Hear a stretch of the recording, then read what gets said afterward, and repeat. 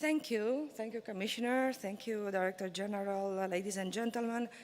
I am very honored to be present with you all this morning to proclaim the 21st of May as the European Natura 2000 Day. It is also very important that all our institutions are associated for the signature of this important declaration. I am glad that the European Parliament is closely associated to this initiative. Our institution and the ENVI committee that I am chairing have largely supported and promoted the instruments that have enhanced the conservation of our European natural heritage for the last 25 years. The LIFE program and the EU Natura 2000 network have delivered outstanding results in preserving biodiversity and remain among the most successful examples of European cooperation. And this has to be celebrated, which is why we are all here today. However, we know there are still challenges. The world is losing biodiversity at an ever-increasing and alarming rate. Biodiversity in species has declined by more than a quarter in the last 35 years.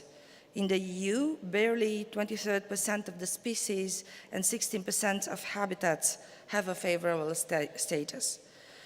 The loss of biological diversity, both in Europe and globally, poses a grave threat to our survival and future generation, and is one of the main environmental challenges facing the EU today.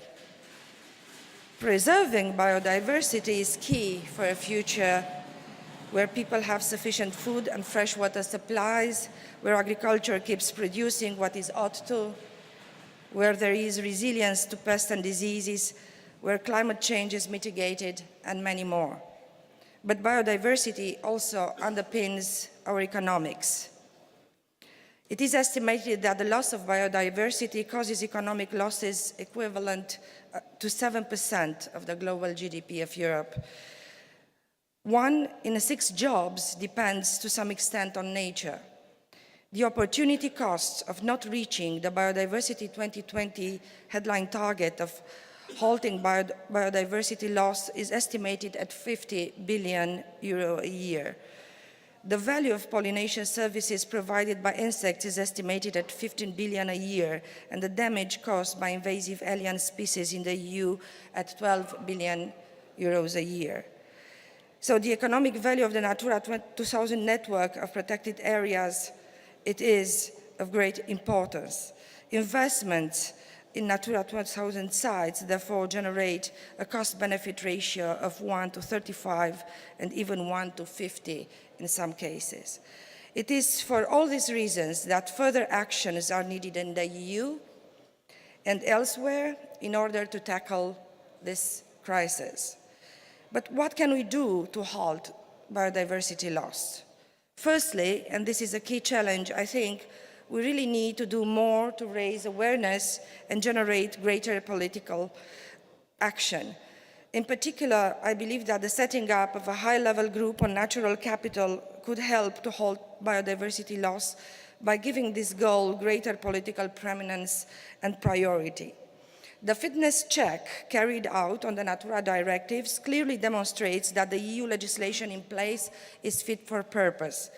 The problem, therefore, lies with the incomplete, divergent, and inadequate implementation of the Natura directives and biodiversity strategies.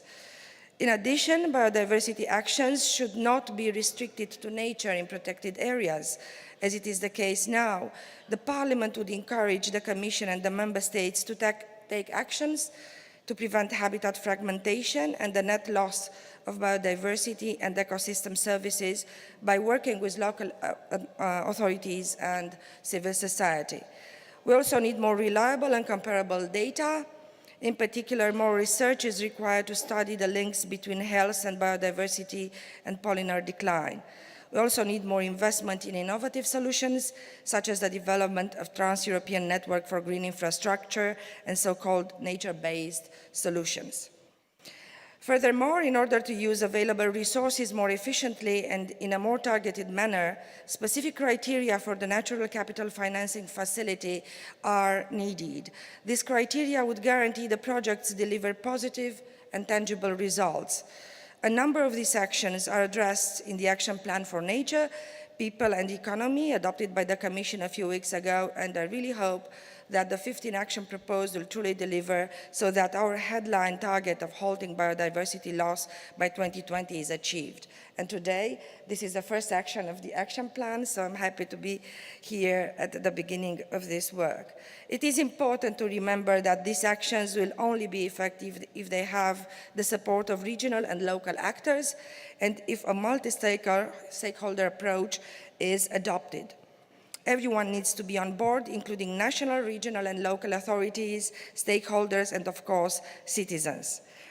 EU citizens already regard nature and biodiversity as important. According to a recent Eurobarometer survey on biodiversity, at least 8 out of 10 EU citizens regard the impact of biodiversity loss as a serious problem. However, the survey also shows that citizens wish to receive more information about biodiversity loss, and that most people are not familiar with the Natura 2000 network.